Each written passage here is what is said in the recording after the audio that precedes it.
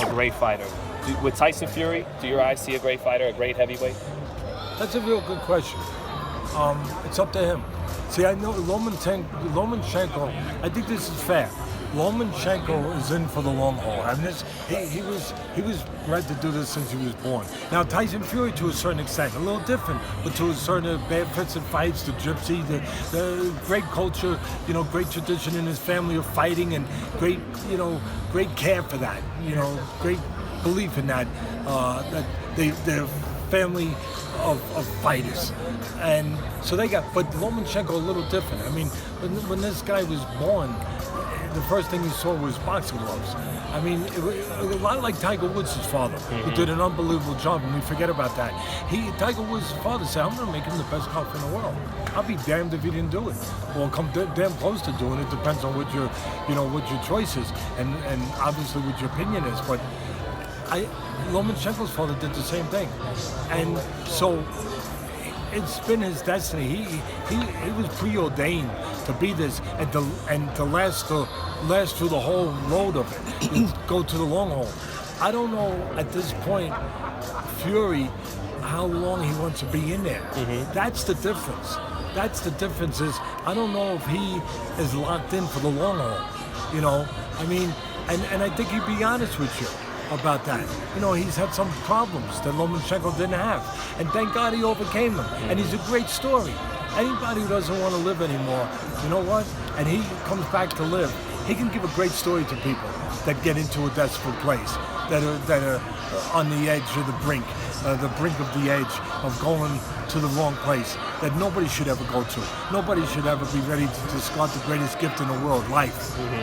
And it's sad when you hear that. But it's empowering when a guy comes back from it and can tell other people, live. You got a reason to live. Give yourself a chance to live. And I love that about Fury and his story. And that should be put out there more. This guy who don't put the buffets out there, he should put that out there more. Besides that, he's 6'9" and he boxes like a lightweight. And all credit to him. Right. All respect to him that he can do that.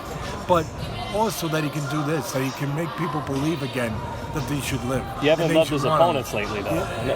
On the fight with... No, I know. Yeah. And see, that's the problem. Lomachenko, is sharpening his blade against guys that will sharpen your blade. And make people like you guys say the things he deserves. But a lot of guys won't say those things about Fury because of who he's fighting right now, even if he does maybe deserve it, quite frankly. Like he had a special moment in the last fight. Yeah. Right. So they go together. And the thing, again, with Fury is, he could be as good as he believes he wants to be in this business to be.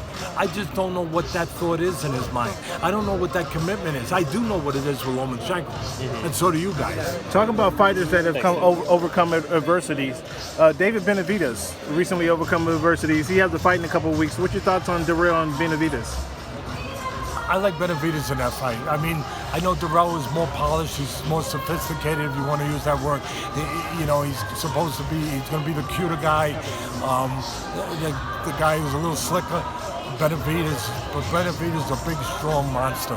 And I think that I'm hoping for him, like I hope for anybody, that what he's gone through will only embolden him to be the best he can be. I would favor him in this fight. I think that Darrell is getting a little long in the tooth, quite frankly, and Benavidez is a young, strong guy that you better not be long in the tooth when you get in the ring with him. Fighter out there that give Lomachenko a match right now? Listen, again, you have to put a limit on how high he's going to go up. Shakur Stevenson brought his name up earlier. Yeah, I mean, Stevenson still has to do a little business for a little shop work. Get a few more things done. Okay. Terrific kid, sure. Terrific talent, silver medalist, terrific talent, and there's no roof to how good he can be. Sure.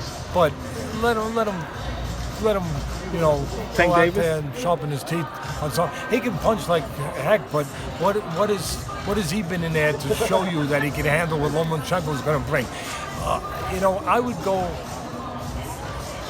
I go more for the kid from from Fresno that fights. Jose Ramirez?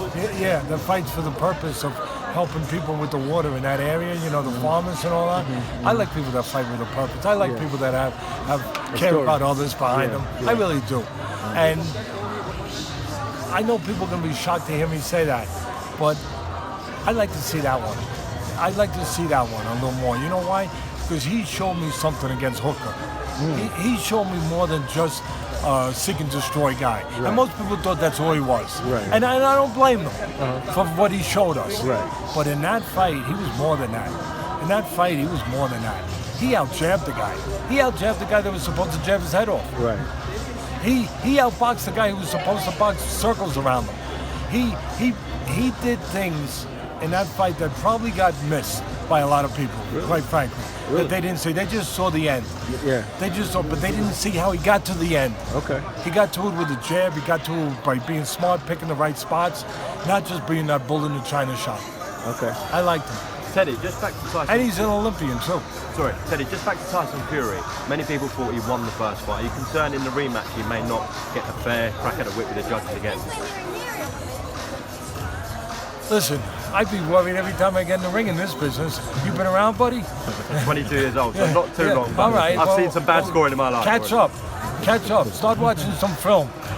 There's a lot of bad ones out there for people to have a damn good reason to be worried when they get in the ring, depending on where the power lies, who the promoter is, who's got the influence. Because that's what it comes down to.